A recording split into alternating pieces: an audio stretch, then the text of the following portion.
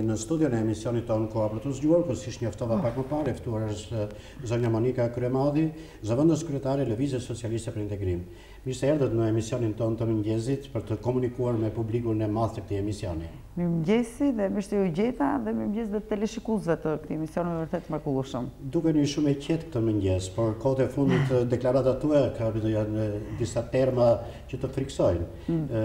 Diktaturë dhe terma të tilla. Me thënë të drejtën kur po vija tani thash pse ne shqiptarë gjithmonë i lëmë zgjedhjet në muajin qershor, që është muaji më i bukur i vitit, me diell, nuk është as vap, nuk është as ftohtë, dhe ne gjithmonë përfshihemi në nxehtësinë e fushatës elektorale. Faktikisht, deklaratat janë të forta, sepse dhe vetë situata në të cilën ne po jetojmë, ose indiciot të cilat ne po marrim nga veprimet të caktuara, qoftë të policisë apo qoftë edhe të segmenteve të caktuara të shtetit shqiptar, lënë për të dëshiruar dhe nuk janë gjë tjetër vetë se fillesat e një tiranie, po themi, jo diktature. Tirani keni përdorur. Nuk ka përdorur fjalën tirani, sepse diktatura është diktaturë kur thotë unë them që ti s'duhet ta bësh këtë gjë, ndërsa tirania është diçka e cila çdo ditë më shumë po ndihet prezent dhe jo më larg, por unë kam parë në takimet e kohëve të fundit, ku përveç se po themi Gestapos, që cila vjen fotografon njerëzit, i kërcënon, pastaj i heq nga puna, pastaj në momentin që ju nuk jeni në punë, por është një kushuriri juaj kërcënohet që do të heqim vajzën e tezës, djalin e tezës e tjera. Kemë thënë drejtën është shumë e shumtuar dhe unë nuk do doja të flisja sot në këtë mëngjes kaq të bukur, sepse doja që të jepnim energji pozitive qytetarëve, për cilën ata kanë nevojë, sepse politika historikisht i helmon shpirtrat e shqiptarëve. Unë mendoj që ka ardhur koha që ne politikanët ta lejmë këtë helmin e fushatës dhe të pushtetit, por të flasim për disa gjëra të mira, për ato të cilat shqiptarët kanë nevojë çdo ditë. Atëherë le të flasim për ofertën që ka Lëvizja Socialiste për Integrim në këtë zgjedhje. Unë them që është shumë e thjeshtë, ato që diskutuam pak më përpara kur i thamë mirëmëngjes njëri tjetrit, është një avantazh shumë i madh që ka Lëvizja Socialiste për Integrim me listat e saj, me kandidatët më të rinj.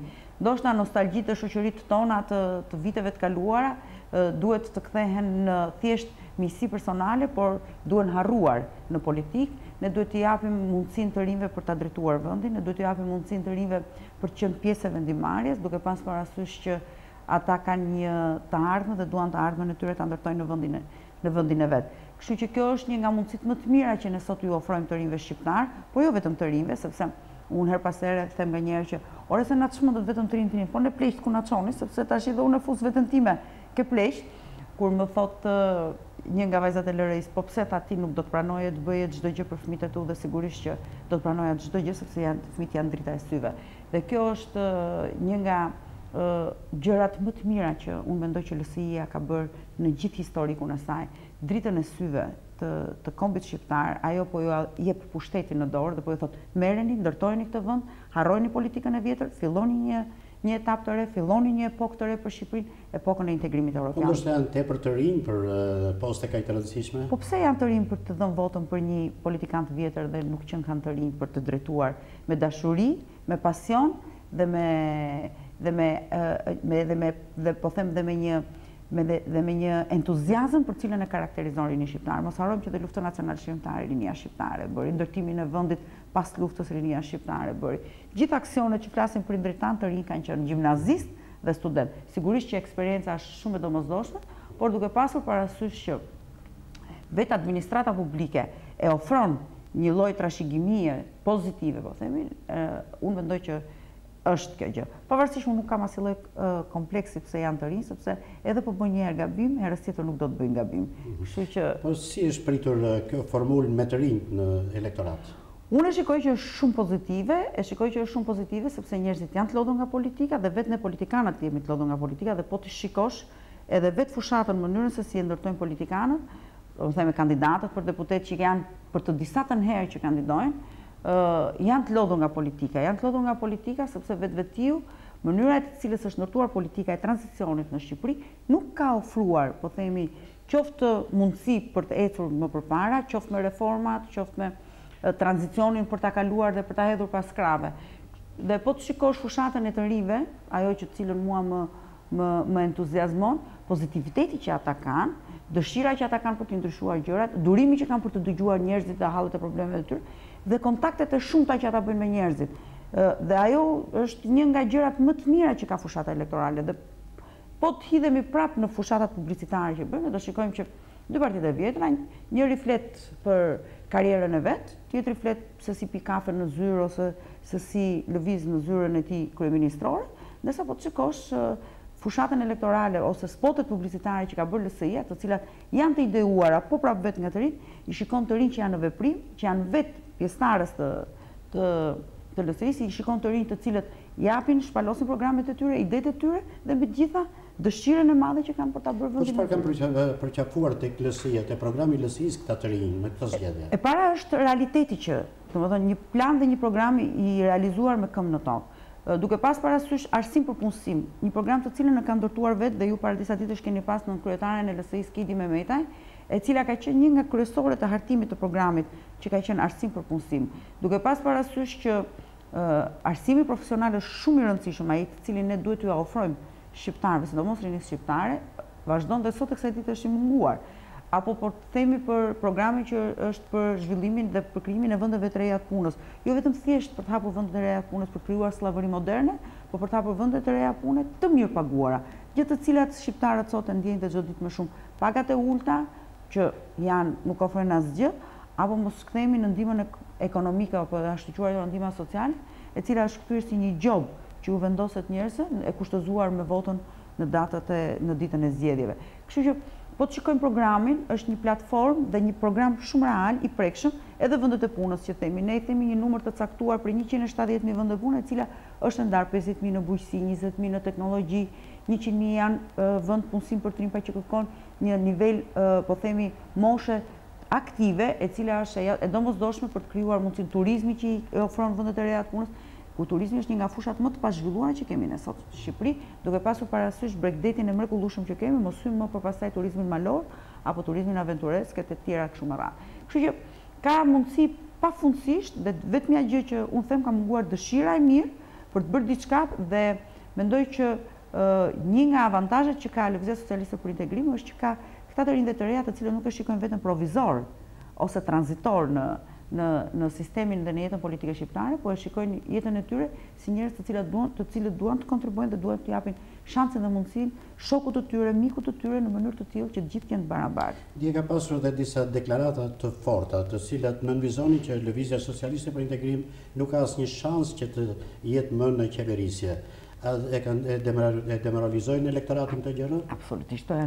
Për mua këto janë deklarata përveç se qesharake, janë dhe deklarata të vendosura në panik, sepse të mendosh që Lëvizja Socialiste për Integrim nuk ka asnjë shans të marrë votat, të tregojnë më së miri entuziazmi që kanë në takimet e Lëvizjes Socialiste për Integrim. Sigurisht që bën një fushat para përgatitore për të përgatitur opinionin publik drejt manipulimit të zgjedhjeve, gjë që është shumë e shumtuar dhe të flasësh sot në vitin 2017 për manipulim zgjedhjesh, pra ti voto se unë numroj, që është qesharake, iku kjo kohë. Iku koha ka ikur me dekada një mentalitet i tillë, por unë jam e bindur që nuk do ketë shansë dhe nuk do guxojë njeri që jo vetëm të preki votën e shqiptarëve, por as ta deformoj dot votën e shqiptarëve, sepse vorbulla e energjisë pozitive e rinisë shqiptare nuk mund të ndalet më. Nuk mund të ndali dot as njeri të rinj dhe të reja shqiptar të cilët e kanë ndarë mendjen, duan një ndryshim, duan një dalje një herë përgjithmonë nga stagnacioni, nga tranzicioni, nga agresiviteti, nga politika vjetër, nga uzurpimi dhe nga nështrimi. Bollu nështruan shqiptarët dhe nuk mund t'i nështroj dot më as Edi Rama, as Lulzim Basha, as Ilir Meta, as njëri nuk i nështrojnë dot shqiptarët. Nuk ju shqetësojnë shifrat e sondazheve të fundit? Absolutisht fare nuk më shumë. Unë e kam thënë gjithmonë, mos kujtoni se dhe ne nuk bëjmë sondazhe, gjithmonë sondazhet janë numra të cilat të orientojnë drejt politikave të tua, drejt kërkesave që kanë njerëzit, por sondazhet e Sorosit janë të njëjtat që morën qafë dhe Hillary Clinton, kështu që jam e bindur që të njëjtin fat do të kenë dhe në Shqipëri. Dhe dje ka ndodhur edhe diçka e rëndësishme me LSI-n, patët një problem për numëruesit në mos gaboj, apo jo? Mua nuk më shqetëson fare, sepse pavarësisht nga ajo çka mund të themi ne për numëruesët, sikur as komisioner, as numërues mos ketë LSI-ja, nuk do ketë shansin dhe nuk do guxojë dot njëri ta çojë nëpërmend ta preki votën e LSI-s, jo më ta deformojë atë.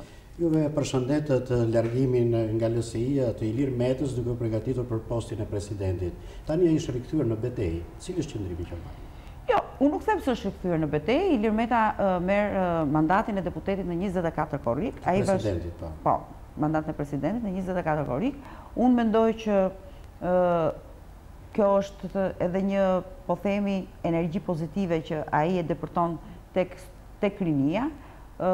Sigurisht që shumë njerëz mund ta gjykojnë për angazhimin e tij politik.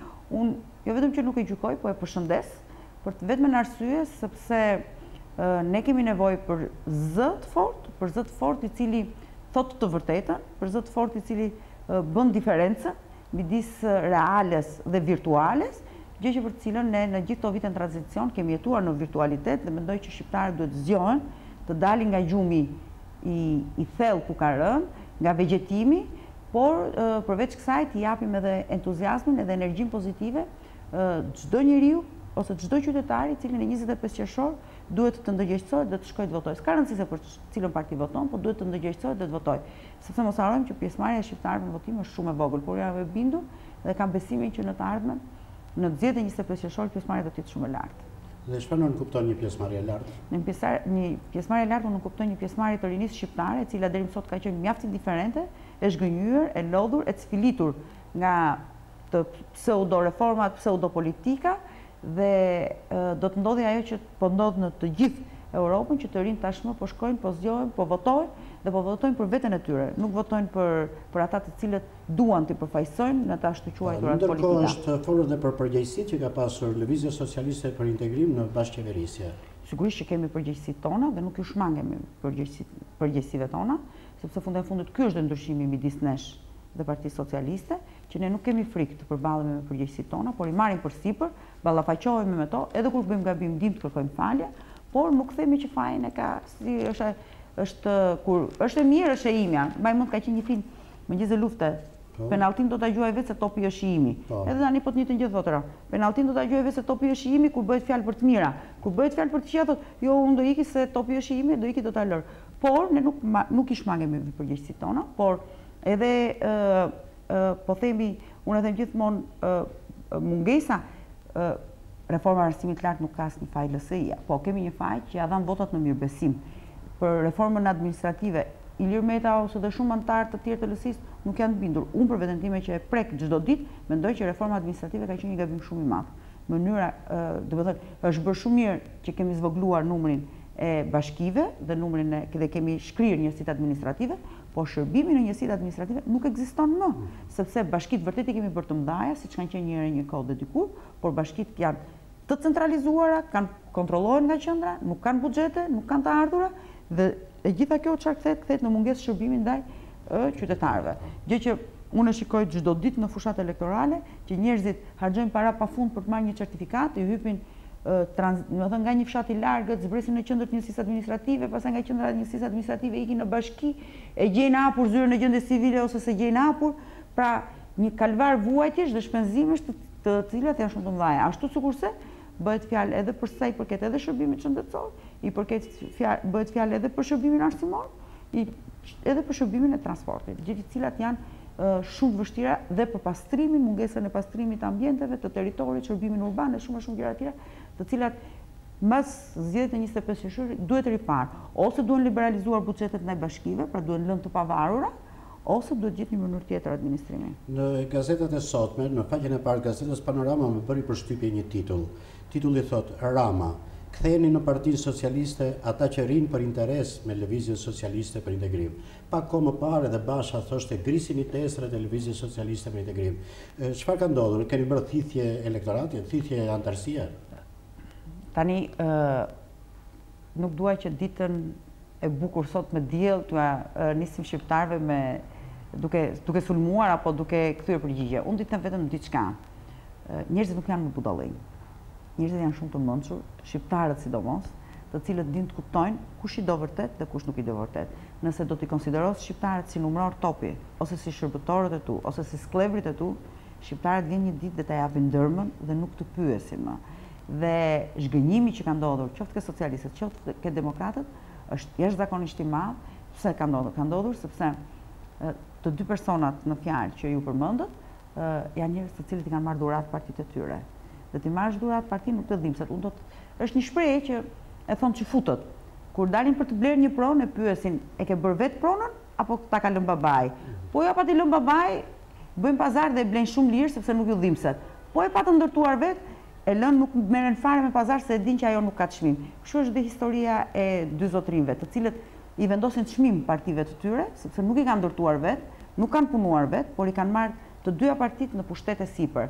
Ndërsa socialistët e vërtet dhe demokratët e vërtet kanë dalur si një lëvizje, si një rrjedhojë lëvizjes antikomuniste të viteve 90 dhe e din shumë mirë se çdo të thotë të luftosh, të ndërtosh parti për kauzat dhe për idealet e tyre, që sot Partia Demokratike e vetëm kauza antikomuniste apo kauza për të ndërtuar një të djathtë të vërtet nuk ka, apo para tjetër Partia Socialiste, cila bazën e saj ka pas solidaritetin, ka pas bashkëpunimin, ka pas socialdemokracinë, sot po të shikojmë përsëri nuk ekzistojnë absolutisht, ekzistojnë vetëm grupe të cilat në një farë mënyrë janë kthyer parti koncesionare, të cilat vetëm koncesione ka dhënë, pra një parti dhe këtu po është një nga gabimet tona dhe një nga fajet tona dhe unë me bindje të plotë kërkoj falje shqiptarëve, të cilët nuk kemi vazhduar të luftonim fort, të ngrenim zërin, edhe pse vazhdon dhe është e depozituar në komisionin qoftë të veprimtarive produsen, qoftë komisionin ekonomisë, ligji për koncesionet, pra kundër koncesioneve, ne duhet kishim qëndruar fort, ndoshta edhe duhet ta kishim kushtëzuar me voton tonë, se dëgjoj shumë andej që nuk na kanë lënë,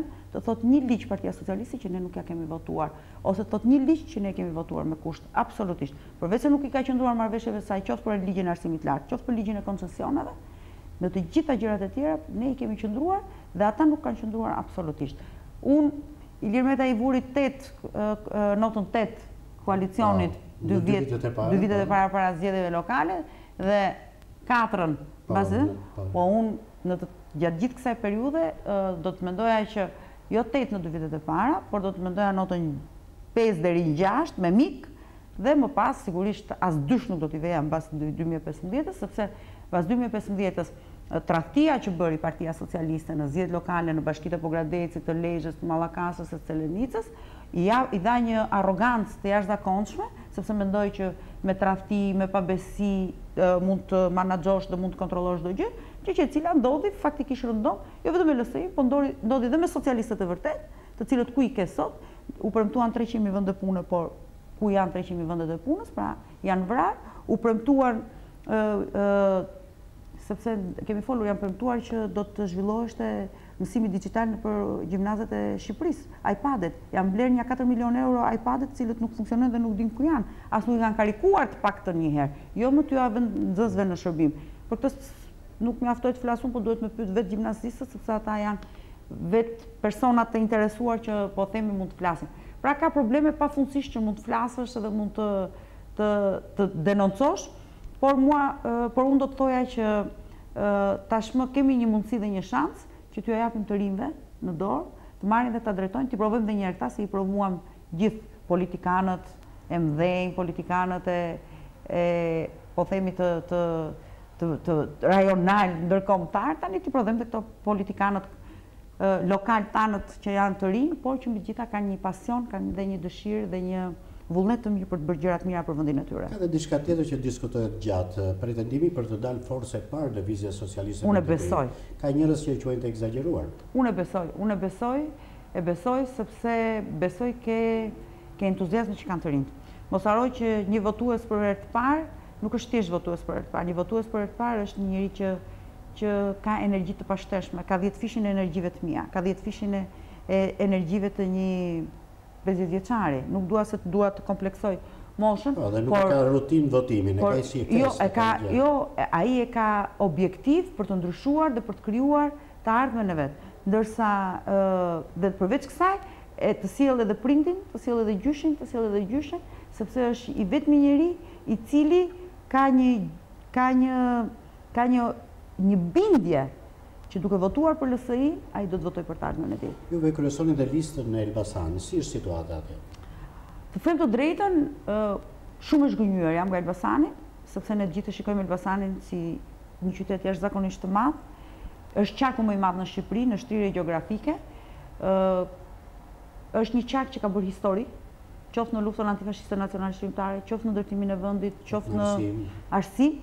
Elbasani është djepi i arsimit shqiptar, por me plot bindjen them që është qarku më i varfër në Shqipëri, është qarku që nuk ka absolutisht infrastrukturë të zhvilluar, mund të them që infrastruktura është më e rëndë se çka qenë vitet e komunizmit. Mund të them që arsimi është dëmtuar çdo ditë dhe më shumë. Mund të them që shëndetësia është dëmtuar çdo ditë dhe më shumë, nëse në fshat ata e kishin mjekun ose infermierin çdo ditë, sot e kanë mirë në javë. Pra kur ti të smuresh, do të smuresh ditën e njëjtë, se ditën e njëjtë të vjen mjeku në fshat. Pra po smure të hënë, të martë ose të mërkur, duhet të hypësh makinës, po pate, edhe duhet të ecësh një 4 orë në rrugë të cilat janë të tmerrshme. Është një qark i cili investimet janë shumë të pakta, mos të them zero, qoftë me projektet huaja, qoftë edhe me buxhetin e shtetit. Mund të them që rastin e bashkisë Gramshit për marë, është një pallat i cili ka ja 4 muaj që ju e keni dëgjuar që është djegur çatia, dhe është djegur për faj të zjarfiksave. Nuk është djegur për faj banorët thanë ta kishin ditë, kishin fikur vetë, po thirrëm zjarfiksit ta, se u hoqën zjarfiksit që kishin 30 vjet që punonin në bashki për politikë, dhe u morën kushurinë të kryetares bashkisë, të cilët vetëm zjarfiks nuk ishin. Dhe në vend që të shuanin zjarin, e shtuan zjarin dhe sot janë 18 familje në qiell të hapur dhe nuk merr asnjëri përsipër që të zgjidhë problemin e tyre. Më pastaj po të shkojmë të kthehemi në bujqësi, po prapë është e njëjta histori. Biles unë këtu po themi prapë që është fusha jo. Pyeta biles unë interesova çfarë ka ndodhur, por reforma administrative bëm që pastrimi kanaleve kulluese, administrimi kanaleve vadice, ja o kanë kaluar bashkive dhe që nga ky moment nuk mban me përgjegjësi Ministria e Bujqësisë, të cilat nuk funksionojnë kanalet vadice fare.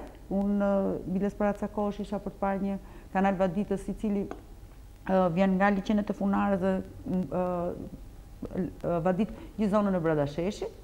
Nuk funksionon për 2 tuba që duhen vendosur, po bashkia nuk ka fonde, se më çfarë do t'i bësh, nëse s'ke para. Sado që ti të kesh krap pune, është e pamundur për ta bërë. Ashtu sikurse mund të themi për kanalet kulluese, nëse ti s'ke mjete, si do t'i pastrosh kanalet kulluese? Nëse ti do kesh fond për t'i hedhur karburant mjeteve, si do t'i pastrosh kanalet kulluese? Kështu që domethënë është zhgënjimi më shumë i madh. Është zona më e varfër që unë kam parë në jetën time. Kam menduar që ka qenë Dibra dhe Kuksi, por ja, nuk është ashtu, sepse ato kanë pas mundësinë e emigracionit që kanë ikur, kanë punuar jo në Maqedoni ose në Kosovë, të lëvizjes, ndërsa Elbasani, të mendosh që është një qytet që është 1 orë larg portit të Durrësit, kur Maqedonia krenohet, në broshurat e saj promovuese thotë që Maqedonia është 200 kilometra larg portit të Durrësit. Elbasani është 1 orë larg portit të Durrësit, 1 orë larg aeroportit, 1 orë larg kufirit me Maqedoninë, 2 orë larg kufirit me Greqinë, dhe papunësia është 35.000 të papunë të regjistruar vetëm në qytetin e Elbasanit. 35.000. Një metalurgjik i rënuar, pa një master plan se çfarë do të ndodhi, a do bëhet park industrial, a do aktesh metalurgjik. Domethënë nuk ka absolutisht për të mos folur më pastaj për sa i përket invalidëve të punës, të cilët kanë ardhur si rezultati i metalurgjikut, që ajo është një histori më vete dhe nuk ke ku ta kapësh, ku ta zësh. Si pritet rezultati në Elbasan? Unë them që do të jetë një rezultat surprizë për të tëra partitë politike, për të vetmen arsye sepse është një zonë përveç se është shumë e varfër, mos harrojmë që edhe është nënshtruar për një kohë shumë të gjatë, është nënshtruar në mënyrë nga më të ndryshme sepse kanë votuar, ne dim shumë mirë se si kanë votuar, nuk po hyj tash se për kë parti kanë votuar, kanë nënshtruar, janë mashtruar dhe besoj se janë zgjuar, se është zgjuar rinia.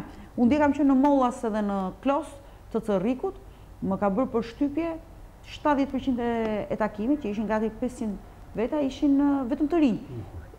Dhe jo pa qëllim ndeta për t'i takuar, se thash mos kishin ardhur jo nga Cerriku ose ishin të tërë të zonës dhe punonin të tërë në bujqësi, në serat e tyre, sepse kryetari i bashkisë së Cerrikut, Altin Toska, ka hapur bashkë me disa investitorë italianë, kanë hapur një pikë grumbullimi, e cila grumbullon gjithë prodhimet e zonës së Mollasit, dhe vjetë domatet hidheshin, flakeshin, edhe me 100 lekë të vjetra nuk shiteshin, ndërsa sot domatet ju grumbullohen me 500 lekë kilogramit të vjetra, gjë që nuk ka bërë vaki ndonjëherë. Dhe me thënë drejtën janë domate shumë të mira. Ka menduar që kanë qenë domatet e Shëngjërgjit mira, por edhe atje janë shumë të mira, të bla. Ndërkohë minutat kalojnë dhe jemi në përfundim të intervistës sonë, dhe ndoshta një mesazh të drejtë për drejtë elektoratit tuaj. Mesazhi është shumë i thjeshtë. Unë them Zoti e deshi Shqipërinë kur e renditi LSI-n të parë në fletën e votimit, kështu që ja dha shenjën shqiptarëve të shkojnë të votojnë me datën 25 qershor, Lëvizja Socialiste për Integrim, por dhe po nuk i pëlqeu ajo, le të votojnë çdo parti tjetër, por e rëndësishme është që dalin të votojnë, sepse vota është civilizim, është demokraci dhe mbi të gjitha është edhe një mentalitet të cilin na ka munguar për një kohë të gjatë. Faleminderit që ishit në emision sot. Faleminderit dhe juve. Tani ftoj regjin të vazhdojmë informacionet të tjera.